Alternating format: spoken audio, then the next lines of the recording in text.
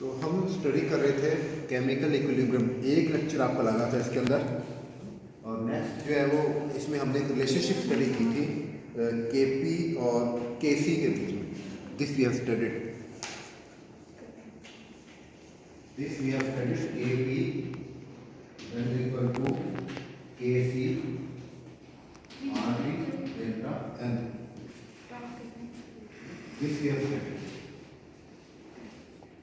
ये हम स्टडी कर चुके हैं। के P equal to K C into R T raise power delta and this we have study. तो आगे हमने रिलेशनशिप स्टडी करनी है, दैट इज रिलेशनशिप बिटवीन के ए एंड के बी और K C. This we have study.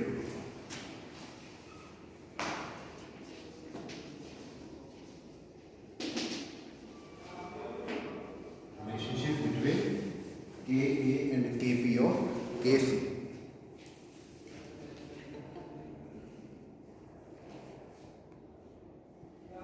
तो A क्या है इसके अंदर? A इज द एक्टिविटी है ना। अगर आपके पास जो रिएक्टेंट है वो सॉलिड हो तो क्या करेंगे हम? अगर सॉलिड हो तो उस केस में हम KA यूज करते हैं।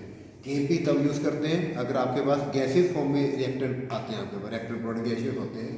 KC आप तब शुरू करते हैं जब वो कंसंट्रेशन की बात करते हैं, सॉल्यूशन की बात करते हैं। अब अगर हम बात करते हैं सॉलिड्स की, तो उस केस में वर्ड लेते हैं KA। तो KA इसके बराबर होता है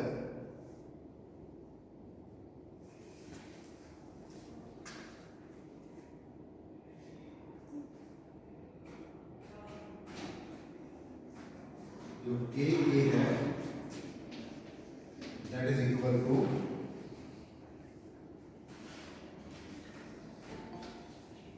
गामा एक्स। ठीक है, ये जो एक्स आपके पास है this is the mole fraction,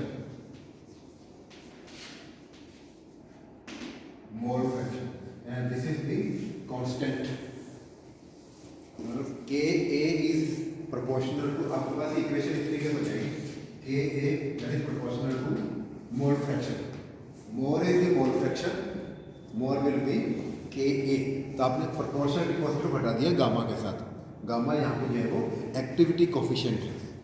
ठीक है, दैट इज एक्टिविटी कोफिशिएंट। तो KA आपके पास आ गया गामा एक्स। तो आपके पास जो है वो KA क्या आ जाएगा? आपके पास रिएक्शन क्या है? AA reaction is AA plus BB plus CC, that will give us plus this one, that will give us M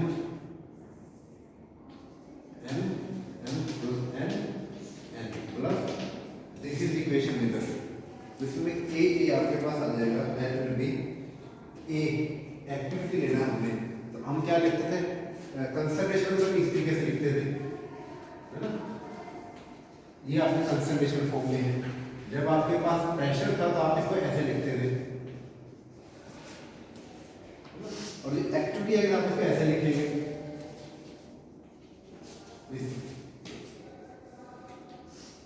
AM, तो हमने क्या किया कि हम उसकी जगह मोल फ्रैक्शन की बात कर रहे हैं। एक्चुअली में हमारे पास जो रिएक्टेंट प्रोडक्ट है वो किस फॉर्म में है? This is the form of moles, that is the form of moles.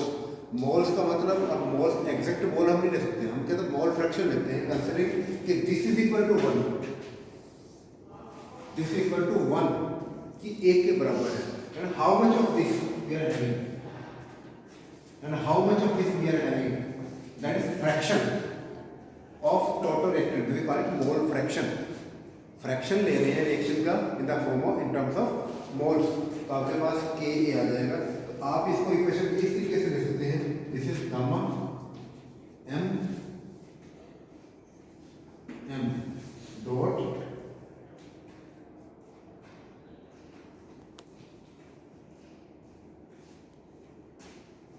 Gamma N divided by gamma AA dot gamma BB।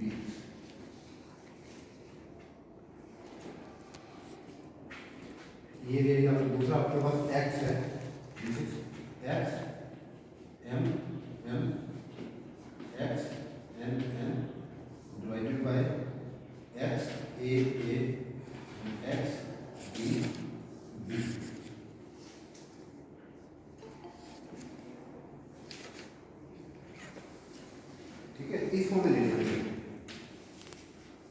और ये क्या है और एक्स क्या है, ये आपने वैल्यूज भी जो है वो प्लेस कर दी। तो के ए आपके पास जो है वो this is and this is. आप जब नॉर्मल इक्वेशन लेते हैं तो ये आपके पास इक्वेशन है, और एक आप नॉर्मल जो इक्विलिब्रियम में जो पीछे हमने स्टडी किया था इसका फिनिश करके आपके पास ये आ रहा है K A equal to this proportion activity coefficient of product divided by reactants with their number of moles multiplied by mole fraction of products divided by reactants with their number of moles, how many number of moles आप उसमें consume कर रहे हैं।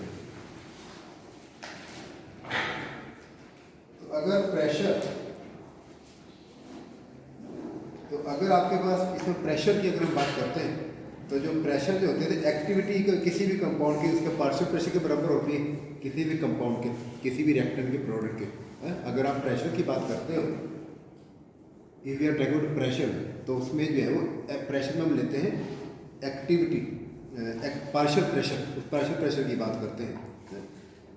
तो आपके पास equation है वो होती है के पी इक्वल टू के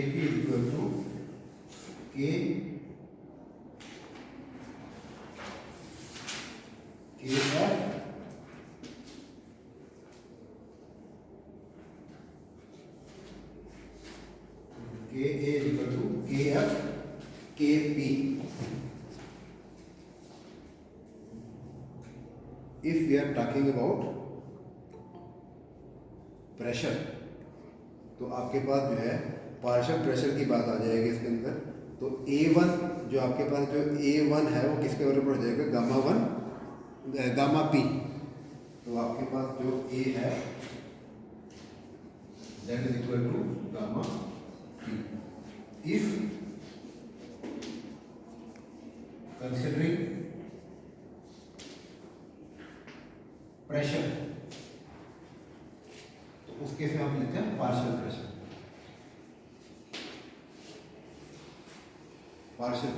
प्रेशर तो टोटल कंपाउंड को हो जाएगा, और पार्शियल प्रेशर में जो हम जिसको हम कंसिडर कर रहे हैं, नॉट टोटल, जिसे हम कंसिडर कर रहे हैं जो कि रिएक्शन में पार्टिसिपेट कर रहा है, तो आ जाएगा आपका सिंथेसिस के वी पी।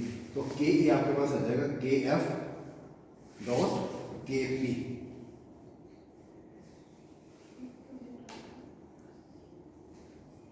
तो इस केस में के ए टी होगा अगर गिवन टेम्परेचर पे, तो आपके पास इक्विलिब्रियम कांस्टेंट बन जाएगा वो। और अगर आपके पास के एफ इक्वल टू 1 है तो आपके पास जो है वो इफ दिस इज 1 तो आपके पास के ए हो जाएगा दैट इज इक्वल टू के पी के बराबर आ जाएगा। If K F equal to 1, अगर ये यूनिटी होगा तो के इक्वल टू के पी। और अगर इसकी कोई वैल्यू होगी तो कोरस्पॉन्डिंगली आपके पास जो की है के पे वैल्यू प्रेस करके वो उसके के पी के बराबर हो जाएगा। If this is 1 this equal to this 1। अगर इसकी कोई वैल्यू है 1 पॉइंट समथिंग तो ये उतने पॉइंट से ज़्यादा हो जाएगा। अगर इसकी वैल्यू 1 से कम है 188.9 आती है, इससे कम हो जाएगा। के पी की वैल्यू कम हो जाएगी, डाउन आ जाएगी, के पी से डाउन आ जाएगा। के पी को 1 से कम होता है के पी के बराबर आएगा। अगर 1 पॉइंट समथिंग से करोगे तो इसके जो प्रोडक्ट है वो के ए से ज़्यादा हो जाएगा, तो आप मतलब के पी से ज़्यादा हो जाएगा के ए का प्रोडक्ट। अगर के एफ वैल्यू के 1 से कम है तो के पी से मल्टीप्लाई करोगे तो जो वैल्यू आएगी that will be less than के पी। तो आपके पास इस तरीके से आते ही आपके रिलेशनशिप आ गई कि के ए के पी और के सी के बराबर किस तरीके से इक्विवेलेंट हो सकता है। तो के और के पी का रिलेशन आएगा, इसी तरीके से के और के एफ के सी का रिलेशन आ जाएगा सी। तो आप इसके बाद ये यूनिट होगा तो के सी के बराबर हो जाएगा। तो आप के पी या के सी कुछ ले सकते हैं depending on this value that will equal to that one if K F अगर आपके पास यूनिटी है। फिर अपना रिलेशनशिप फाउंड करना है के सी एंड के सी विद के पी।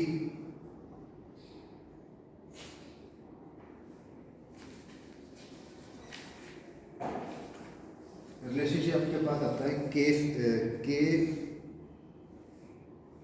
के पी का रिलेशन जो है वो है के ए के साथ या उसके साथ। तो आपको उसी फॉर्म में रिलेशनशिप चाहिए तो आप कर ही सकते हैं।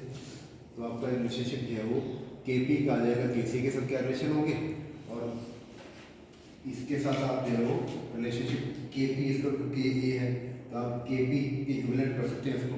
तो इसके जो आपको के ए आ जाएगा ना, बहुत इक्वल है ना ये, के पी एंड के पी है। तो आप यहाँ के पी को के ए से रिप्लेस कर दीजिए, तो के ए का रिलेशन आ जाएगा के सी के साथ, के is equal to K C R P equal delta N. आप वैल्यू इसे रिप्लेस कर सकते हैं इसके अंदर। अगर के ए आपके पास जो है वो के की वैल्यू आप यहाँ से फाइंड आउट कर सकते हैं। You can find the value of के from here.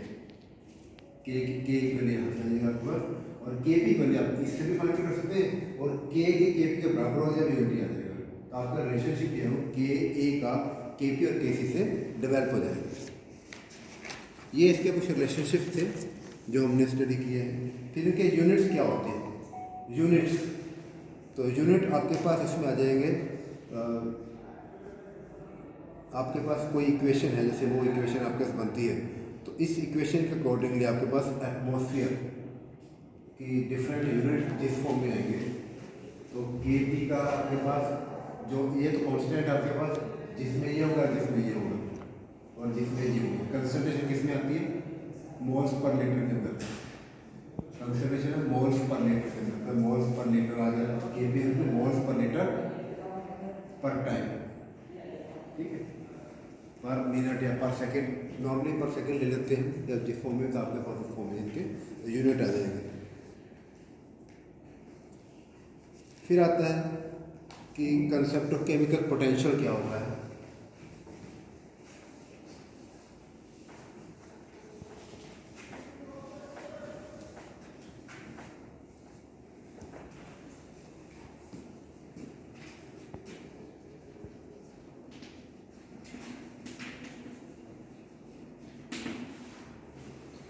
Chemical potential concept है हमारे पास, ये थोड़ा सा ये डिफ़िकल्ट है मेडिकल वाले स्टूडेंट्स के लिए। नॉन मेडिकल तो ईजी है, ये उन्होंने पढ़ रखा है। मेडिकल वालों का थोड़ा सा डिफरेंट हो सकता है ये concept of chemical potential. Chemical potential क्या होता है, तो मान लीजिए आपके पास सिस्टम है कोई, आपके पास तीन तरह के सिस्टम हो सकते हैं। जो भी है दिस टाइप ऑफ सिस्टम, ठीक है, इसमें आपके पास जो है वो क्वेश्चन, तो इसमें आपके पास ये सिस्टम रहेगा जिसका ओपन सिस्टम है। जब आपकी energy and matter both can transform with the surroundings, this is the system and this surrounding, दोनों से इंटरफेयर हो सकती है, चीज आ सकती है। एक सिस्टम आपके पास ये आता है, आपके इसमें क्या है कि जो एक है, जो सिर्फ एनर्जी है वो इसके साथ चेंज हो सकती है एनर्जी। तो आपके पास एक फ्लो सिस्टम आता है, मैटर चेंज नहीं हो सकता क्योंकि यहाँ से आपने इसको बंद कर दिया। एक सिस्टम आपके पास ये आता है,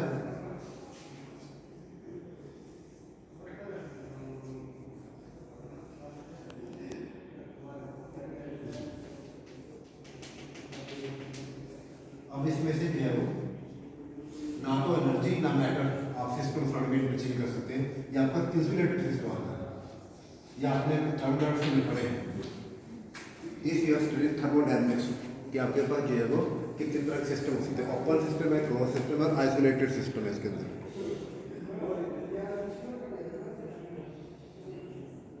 तो ये जो है वो,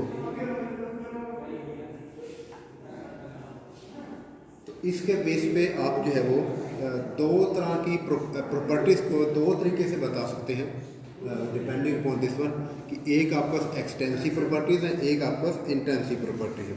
एक्सटेंसिव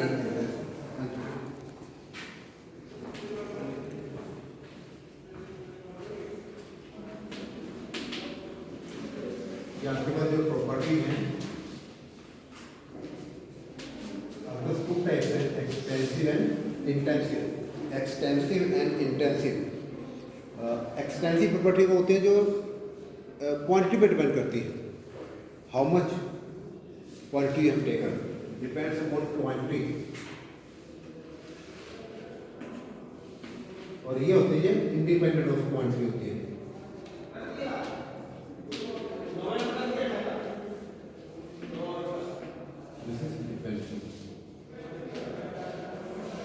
एक्सटेंसिव प्रॉपर्टीज होंगी जो क्वांटिटी पे डिपेंड करेंगी, और जो इंटेंसिव प्रॉपर्टीज होता है जो इंडिपेंडेंट ऑफ क्वांटिटी होती है। सपोज आपके पास कोई एक्सटेंसिव क्वांटिटी है, एक्सटेंसिव क्वांटिटी जैसे प्रेशर है ना, प्रेशर क्वांटिटी पे डिपेंड करता है। अगर गैस कम होगी तो प्रेशर कम होगा, है ना। ये कंटेनर आपके पास है, अब ये कंटेनर आपके पास है, इसके अंदर आप जो है वो गैस ले लीजिए, क्या करेंगे, दैट एक्सर्ट प्रेशर है इस लीड के ऊपर, इस लीड को ऊपर कर देंगे तो ये लीड कितनी ऊपर जाएगी, it depends on the amount of gas. If lesser is the gas it can not exert pressure on this one. अब आप उसमें क्वांटिटी इंक्रीज कर दीजिए गैस की तो क्या होगा कि this lead will go up, ऊपर चली जाएगी, और गैस एंटर नहीं हो जाएगी। It means that is a pressure is extensive property because that depends on the quantity. तो सपोज आपके पास कोई एक्सटेंसिव प्रॉपर्टी है, इट में बी प्रेशर, इट में बी एंट्रोपी, इट में बी एनर्जी, है ना। अगर आपके पास नंबर ऑफ मोल्स कम है तो उसकी एनर्जी भी कम होगी, नंबर ऑफ मोल्स ज़्यादा उसकी एनर्जी भी ज़्यादा हो जाएगी।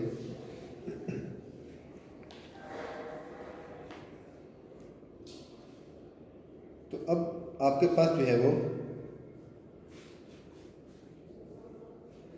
इट मीन्स कि आपके पास जो गैस है या कोई चीज़ है वो किस पे डिपेंड करेगी, मोल फ्रैक्शन के ऊपर। That depends on the mole fraction.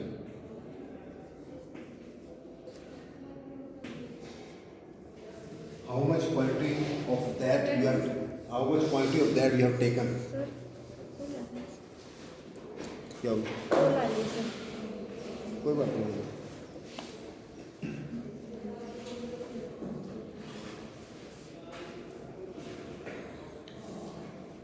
तो हम बात करें क्लोज सिस्टम की, जिसके अंदर कि आप कोई एक्सटेंसिव प्रॉपर्टी की बात करते हो, तो उसमें जो क्वांटिटी होगी जो अफेक्ट करेगी, सपोज उसका एक्स मोल फ्रैक्शन है, उसका जो उसमें है एक्स है, और उसका सपोज नंबर ऑफ कंस्टिट्यूएंट्स जो उसके अंदर है वो एक भी उससे ज़्यादा हो सकते हैं, n1 भी हो सकता है, n number of moles, n number है तो n1 n2 n3 कितने भी हो सकते हैं।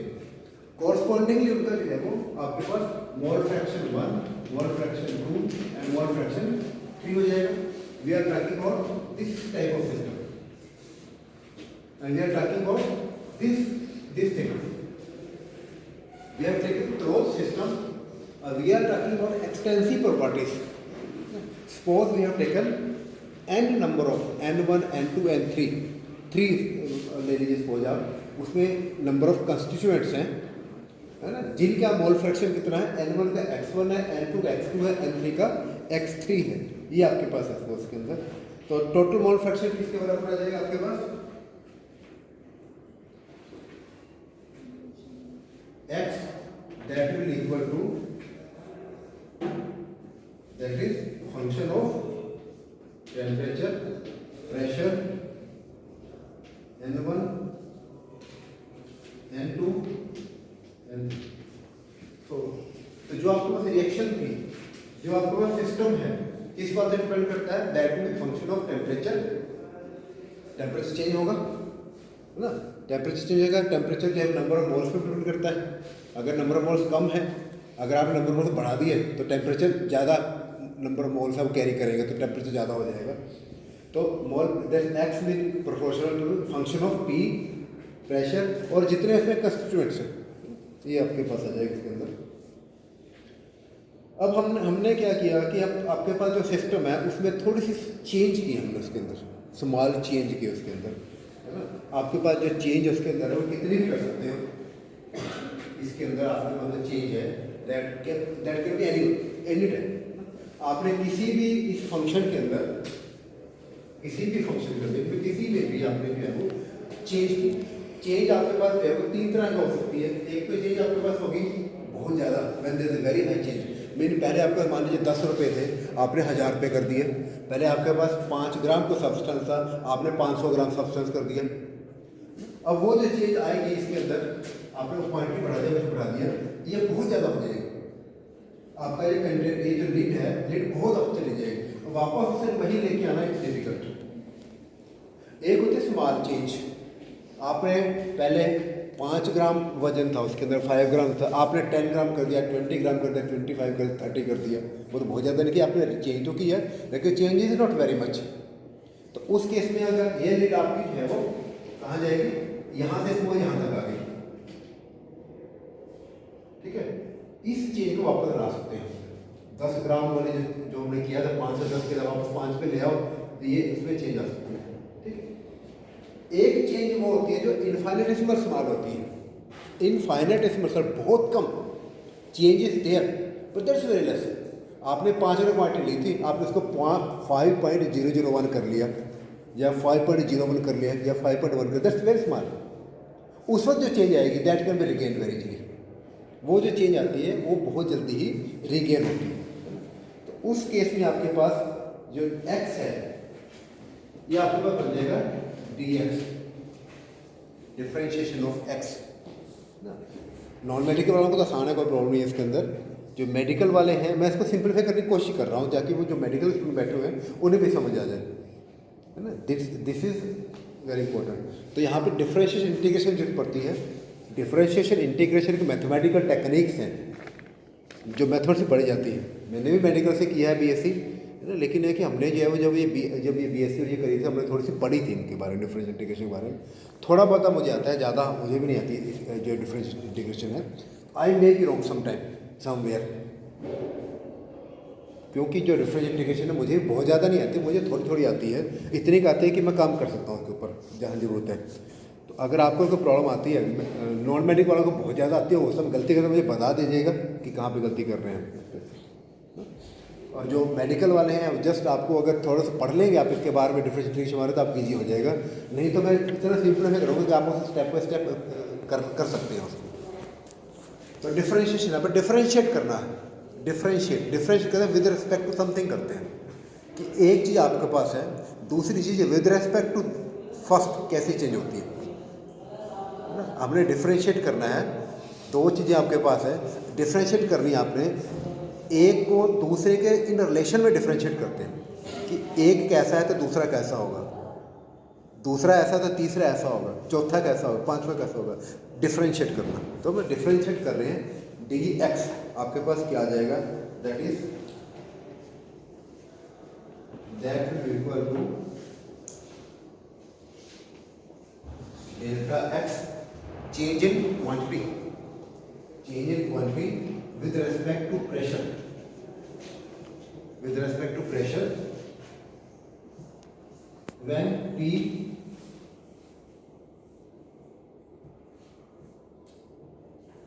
N1 N2, इसको मैं हटा देता हूँ, सिर्फ ऊपर ले रहे ताकि ज़्यादा लंबी ना रिएक्शन जाए, with at constant pressure N1 N2। हम स्टडी कर रहे हैं change of this with respect to this constant T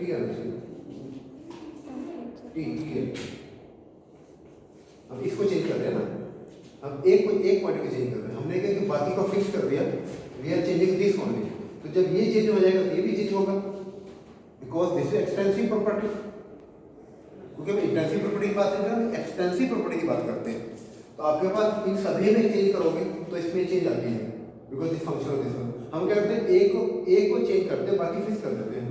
this we are fixed, हम इसे चेंज कर रहे थे, तो change of this with respect to this keeping all other as constant. तो आपको ये इक्वेशन आ जाएगी, change in x this equal to change in this divided by change in this multiplied by this at constant of this. तो आपके पास ये जो आ जाएगा इसके अंदर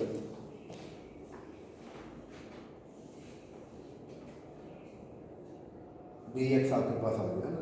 इसी तरीके से आपके पास जो है वो अगर आप इसको ये फाइंड आउट करना चाहते हैं with respect to this one, तो आपके पास ये आ जाएगा dt that is equal to change in this one divided by change in this one that constant temperature N1 N2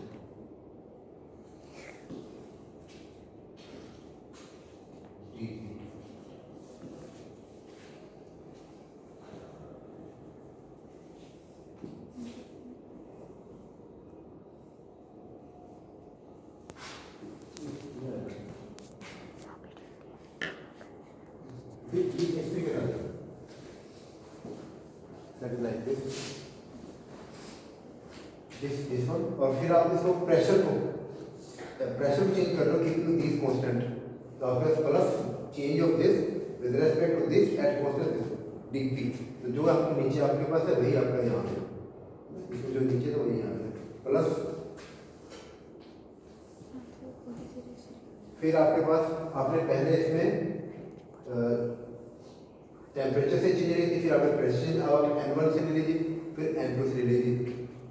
तो N1 के लिए आपके पास क्या आ जाएगा, change of x with respect to delta N1 at constant TE_N2 DN1 plus आपके पास इसे चेंज कर दीजिए, इसे फिक्स करते हुए तो आ जाएगा delta x divided by delta N2 at constant TE_N1 delta N2। तो आपके पास जो इक्वेशन बनेगी इस इक्वेशन के अंदर considering all other constant change one quantity with respect to this. अगर आप इसे एक क्वांटिटी में चेंज करेंगे तो इसके अंदर चेंज आ जाएगा। इन सभी में सभी को कांस्टेंट रखते हुए एक्सेप्ट वन, अगर आप इसमें कोई चेंज करते हैं इसके अंदर चेंज आएगी। तो इसको जब डिफरेंशिएट जब आप करते हैं तो आपका ये इस तरीके से आता है, that equation changes to this form plus this आपके पास कंसीडरिंग बाकी